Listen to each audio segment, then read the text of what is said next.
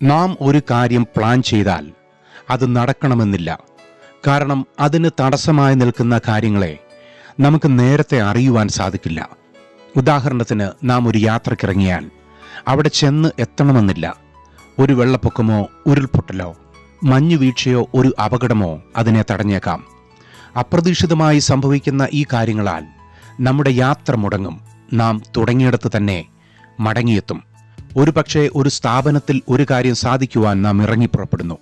ഒരു ഉദ്യോഗസ്ഥന്റെ ഒപ്പോ ഒരു സർട്ടിഫിക്കറ്റോ അങ്ങനെ പ്രധാന കാര്യങ്ങൾ നടന്നു കിട്ടുവാൻ നാം യാത്ര പുറപ്പെടുന്നു. എന്നാൽ അതൊന്നും പൂർത്തീകരിക്കാതെ മടങ്ങി വരുന്ന സാഹചര്യങ്ങളുണ്ട്. കാരണം നാം അറിയുന്നില്ല ആ ഓഫീസുകളിൽ ആരൊക്കെ ഉണ്ട് എന്നും ഇല്ല എന്നും. ഒരു പദ്ധതി പൂർത്തീകരിക്കുന്നതിൽ നിന്നും ഒരു രോഗമോ കാലാവസ്ഥയോ അപകടമോ മറവിയോ മറ്റുള്ളവരുടെ അനാസ്ഥയോ നമ്മെ ഇഷ്ടമില്ലാത്തവരുടെ സ്വാധീനങ്ങൾക്കോ ഒക്കെ കഴിയും. എന്നാൽ ദൈവം ഒരു കാര്യം തീരുമാനിച്ചാൽ അതിനെ തടസ്സപ്പെടുത്തുവാൻ ഒരു കാലാവസ്ഥയ്ക്കോ ഒരു സൈന്യത്തിനോ ഒരു ശത്രുവിൻ്റെ സ്വാധീനത്തിനോ കുറെ ഏറെ ആളുകളുടെ കൂടിയാലോചനകൾക്കോ ഒന്നും സാധ്യമല്ല. മഞ്ഞും മഴയും പെയ്യുമോ ഇല്ലയോ എന്ന് ദൈവത്തിനറിയാം.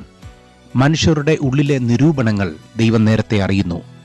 രാജാക്കന്മാരുടെ ഹൃദയത്തെ ഒരു ചെറിയ നീർച്ചാല് പോലെ ദൈവം തിരിച്ചുവിടുന്നു.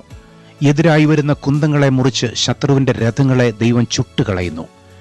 നമുക്ക് മുൻപിൽ ഒരു കടൽ ആർത്തരമ്പിയാലും ഒരു വൻമതിൽ ഉയർന്നാലും കാട്ടുതീയോ മഹാസർപ്പങ്ങളോ നിരനിരയായി വന്നാലും ദൈവിക പദ്ധതികളെ തകർക്കുവാൻ ആർക്കും സാധ്യമല്ല.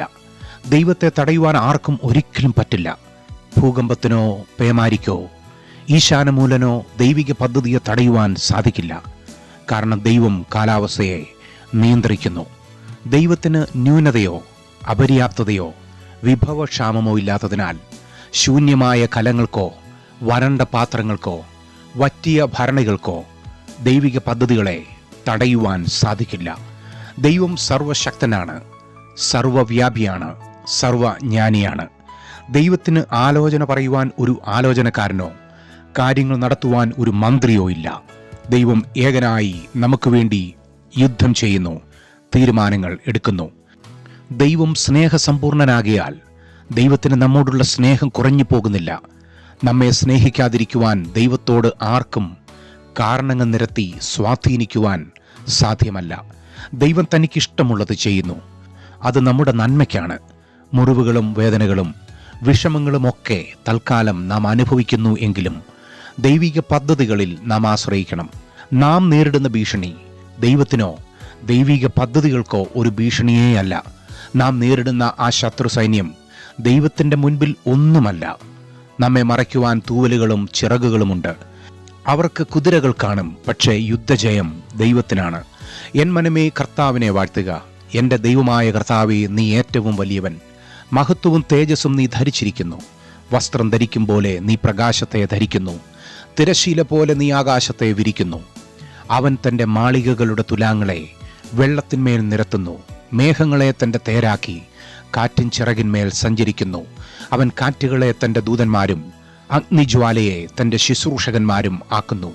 നീ അത്ഭുതം പ്രവർത്തിക്കുന്ന ദൈവമാകുന്നു. ദൈവമേ, വെള്ളങ്ങൾ നിന്നെ കണ്ടു ഭ്രമിച്ചു.